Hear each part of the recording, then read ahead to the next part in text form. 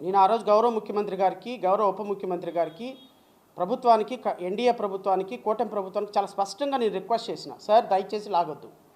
ఎంత లాగితే అంత నష్టపోయేది ప్రభుత్వం.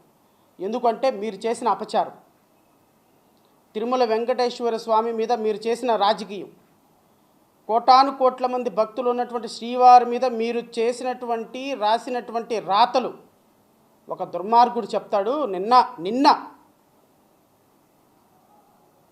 టాయిలెట్ క్లీనర్ను వాడారండి. టాయిలెట్ క్లీన్ చేసేటువంటి హార్పిక్స్లో వాడేటువంటి ఒక కెమికల్ వాడారు తిరుమల లడ్డూలో అని చెప్తుంటే అసలు వాళ్ళు మనుషులా, లేకపోతే వాళ్ళు అసలు కనీసం దైవం మీద ఒక భీతి ఉందా, భక్తి ఉందా?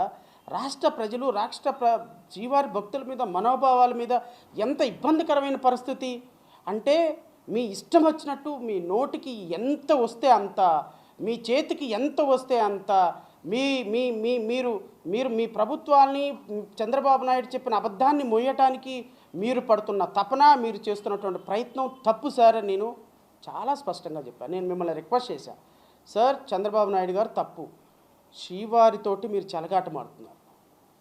వెంకటేశ్వర స్వామి లడ్డూతోటి మీరు చాలా రాజకీయాలు చేస్తున్నారు.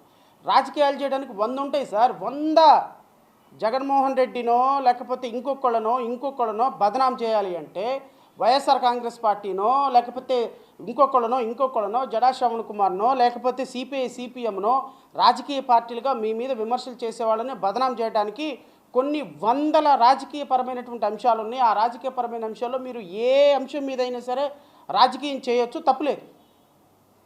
ఎందుకంటే 3 సంవత్సరాలు మీ దగ్గర అధికారం ఉంటుంది. మీ అబ్బాయి నా ఇష్టమయ్యా 99 పైసలకు ల్యాండ్ ఇస్తాను, నువ్వెవడు అని అనొచ్చు, ల్యాండ్లు ఇచ్చుకోవచ్చు, మేము స్పష్టంగా నిజాయితీగా నీతిగా పరిపాలన చేస్తున్నామని అనొచ్చు. మీరు చేసేటువంటి దుర్మార్గాలు, మీరు రాసేటువంటి రాతలు ఎన్నైనా చేయొచ్చు, కానీ రాజకీయాలకి వాడకూడని ఒకే ఒక్క అంశం, ఒక సెన్సిటివిటీ ఉన్నటువంటి అంశం, మన తల్లి మీద మనం రాజకీయాలు చేస్తాం సార్. మన ఇంట్లో ఒక తప్పు జరిగింది, మన బిడ్డ ఒక తప్పు చేస్తే దాన్ని రాజకీయం చేస్తామా? ఒక తప్పు జరిగిన దాన్ని కాదు ఇంకో 100 తప్పులు జరిగినాయి అని పబ్లిక్ డొమైన్లో పెడతామా? నేను ఆ రోజే చెప్పాను, సార్ మీరు తిరుమల వెంకటేశ్వర స్వామి మీద మీరు చేస్తున్నటువంటి తప్పుడు ప్రచారాలకి మీ కూటమికి పాపం తగలక మానదు, మీ కూటమి ప్రభుత్వం కనుమరుగైకపోక మానదు. ఇప్పుడు చూడండి, 8 మందో 10 మందో కూర్చున్నారు, ఒక్కళ్ళ ముఖంలో నెత్తురు చుక్క లేదు, ఒక్కళ్ళ ముఖంలో నవ్వు లేదు, ఒక్కళ్ళ ముఖంలో అధికారంలో ఉన్న భరోసా లేదు, ఒక్కళ్ళ ముఖంలో కూడా అరే మేము నిజాయితీగా ఉన్నాము, మేము నీతిగా ఉన్నాము అన్నటువంటి ఒక్కళ్ళ ముఖంలో అయినా సరే ఒక అట్మాస్ఫియర్ కనపడిందా?